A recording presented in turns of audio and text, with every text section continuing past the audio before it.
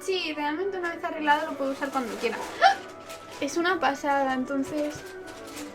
De 5 en Raid, que va, yo no estoy para Raid. Y eso también es más grande. Pero bueno, en sí, el cosplay es una pasada. Pero sigo enamorada de... El casco para mí es como otro nivel de habilidad. O sea, es como guau.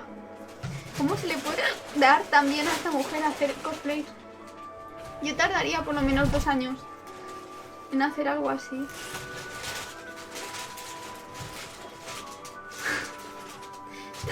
Sí, tengo hipo. ¿Qué le hago?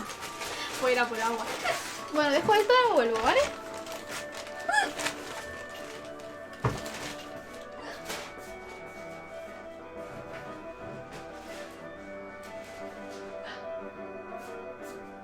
Tío, ¿por qué me da hipo tan seguido? No es normal. No debe ser sano tener hipo. Tan...